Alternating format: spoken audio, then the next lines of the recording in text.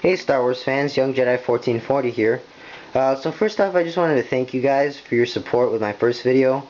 I really appreciated all the nice comments and support for my new channel. So in this video, a lot of you guys suggested that I go over my dioramas in more depth. So in this diorama, I'm going to start off with my Geonosis Areana, and we're going to go through materials, techniques, and figures for this diorama. Alright guys, so in this diorama, the entire structure is made of foam core board, which can be found at the dollar store for $1 each board, which is really good. And then most of the entire surface is plastered. So with the foam core, you make the shape you want, and then you can plaster over it. For the pillars, it's toilet paper rolls with spackling. I think it was easier to use than plaster bandages, because with plaster bandages you have to put the plaster bandages and then you have to put plaster of Paris over it to give it a smooth finish. Alright guys, so let's get started with going through the diorama.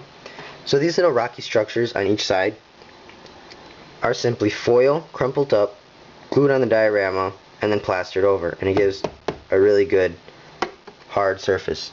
Over here we have little stairs for the figures to stand on. I don't own an army of Geonosians to put in here, which I would like to do. But I don't have that. I don't have those, so I just put Jedi. And I think it's good enough because it's the scene where the Jedi reveal themselves. I don't have all my Jedi here because they're in other dioramas. But here I have an old Mace Windu, Kit Fisto, and Yoda. I know Yoda's not supposed to go there, but I like him there because then you could view all the Jedi there because he's small. On this side we have Vintage Collection Barriss Offee, Vintage Collection, I forget his name, Fyax Search, and Plo Koon from the Revenge of the Sith line. Over here on the balcony, to do this effect, I just did 3 archways of foam core board, different sizes, a little bit bigger, so it gives a nice layered. And the doorway, I just took foam core and arched it in there. So to do this, I cut my foam core. I put a little bit of foam core here and here and here and here so it could hold together. And I use a hot glue gun, if you guys are wondering. And then I just strung the plaster bandages over, and it gave a really cool effect. And then once it dries, it's nice and hard. For this right here, these 4 pillars that you see, it's foil rolled up, and to plaster it you have to start from the bottom up, because if you start from the top to the bottom it'll droop and then it'll get really messy and you don't want to deal with that. So I just glued the foil on there and then I plastered it up. And for this entire balcony it's actually newspaper because I didn't have any more foil, and it does the same thing and it's nice and hard. For these details on the balcony I just cut foam core into little diamonds, and I put 2 layers. So it's really thick right here. You can see one layer is just simply the diamond, and the other one's another diamond with a little diamond cut into it. If you guys are wondering how I cut the foam core, I use an X-Acto knife. So I cut the little diamond, and then I plastered it, and then I just sunk this in there. It gives a cool detail like in the movie. The balcony does have the little hallway like I pointed out, so I could put Mace Windu in there, sneaking up on Jango Fett. For the figures in here, it's Dooku from the commemorative Blu-ray pack, Rune Hako, I don't have Nuke Gunray, still need to get him, and an older Jango Fett from when Attack of the Clones first came out. Yep, this is the one with the removable head. So for down here, these little archway doorways, it's the same thing as I did with the balcony, except it's 2 layers of foam core and then plastered over it, and then these little gateways are just skewers that I have. And then I just glued them in there and then painted them with everything. So I did that for the 3 doorways.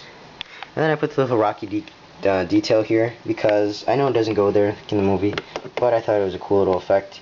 And when I set up the different battle, I can have battle droids being thrown onto there. So it's really cool. For the pillars, like I said, spackling, and then the chains are just chains for like religious medals that I found at a religious store for 25 cents each. So I bought 3 for each Jedi. I have Obi-Wan, Anakin, and Padme.